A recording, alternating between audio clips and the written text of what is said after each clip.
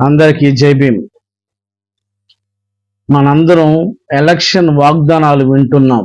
నన్ను గెలిపిస్తే ఇది ఫ్రీగా ఇస్తాను, నన్ను గెలిపిస్తే అది ఫ్రీగా ఇస్తాను. ఎవడి బాబు సొమ్మని ఫ్రీగా ఇస్తున్నారండి? వారు ఉపయోగించే టిష్యూ పేపర్ దగ్గర నుంచి వారి యొక్క వాహనాల్లో ఉపయోగించే ఇంధనం వరకు కూడా ప్రజాధనాన్ని ఖర్చు పెడుతున్నారు. రేపు వాళ్ళు గెలిచిన తర్వాత చేసుకునే వినోదాలు కూడా ప్రజాధనాన్ని ఖర్చు చేస్తున్నారనే విషయాన్ని ప్రతి ఓటరు కూడా గుర్తించాలి, తెలుసుకోవాలి.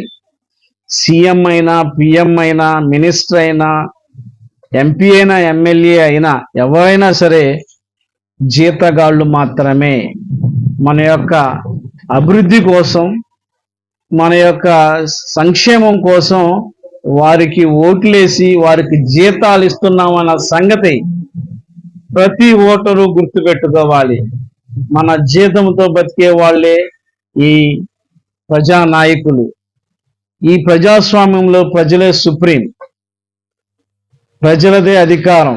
మనందరం అధికారం చెలాయించడం బాగాదు. కాబట్టి ప్రతి నియోజకవర్గం నుంచి ఒక్కరిని ఓటు ద్వారా ఎన్నుకుని మన సమస్యలను పరిష్కరించడం కోసం, మన ప్రాంతాన్ని అభివృద్ధి చేయడం కోసం ఎన్నుకుని వారిని ప్రజాసభల్లోకి, చట్టసభల్లోకి పంపించేది ఎందుకంటే మన యొక్క ప్రాంతాన్ని అభివృద్ధి చేయడం కోసం. అంతేకాని వాడు వీడిని తిడుతుంటే, వీడు వాడిని తిడుతుంటే చూసి ఆనందించడానికి కాదు.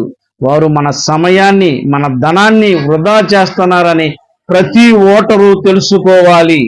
కాబట్టి ఈ ఎలక్షన్లో ప్రతి ఒక్కరూ పార్టీ పిచ్చి వదిలి ఎవరు మనకు అందుబాటులో ఉంటారు, ఎవరైతే మన ప్రాంతాన్ని అభివృద్ధి చేస్తారు, ఎవరి దగ్గర అయితే మన సమస్యలు చెబితే పరిష్కరించగలుగుతారు, అటువంటి వ్యక్తికి అంతకుముందు అతను పనిచేసిన దాఖలాలు ఏమైనా ఉంటే అతను నిజంగా పనిచేసే వ్యక్తి లేదా అని ఆలోచించి, ఒక్క పూట వండుకునే కూరగాయలే మనం 4-5 సార్లు వెనక్కి ముందుకు తిప్పి చూసి కుళ్ళిందా మంచిదని చూసి మరి కొనుక్కునే మనం 5 సంవత్సరాల నీ భవిష్యత్తుని పాలించే వాడిని చాలా జాగ్రత్తగా ఎన్నుకుని మీరు ఈ దేశాన్ని, మన ప్రాంతాన్ని అభివృద్ధి చేయడానికి కంకణం కొట్టుకోవాలని నేను అందరినీ మరి అర్జిస్తున్నాను.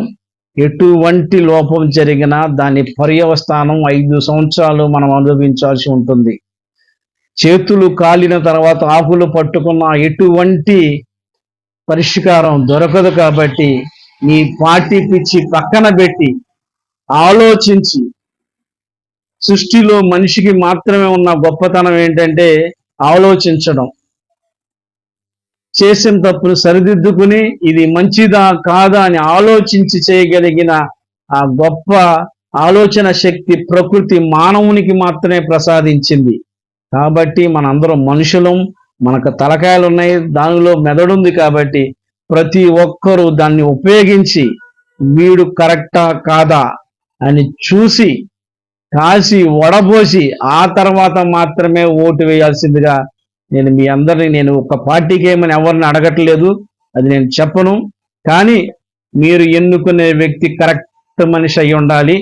అటువంటి వ్యక్తిని గెలిపించుకుని మీ ప్రాంతాన్ని అభివృద్ధి చేసుకోండి. దేశానికి కూడా మరి అభివృద్ధి పదంలో నడిపించే ఈ అవకాశాన్ని ప్రతి ఒక్కరూ తీసుకోవాల్సిందిగా నేను అందరినీ ఈ ఎలక్షన్లో కోరుతున్నా.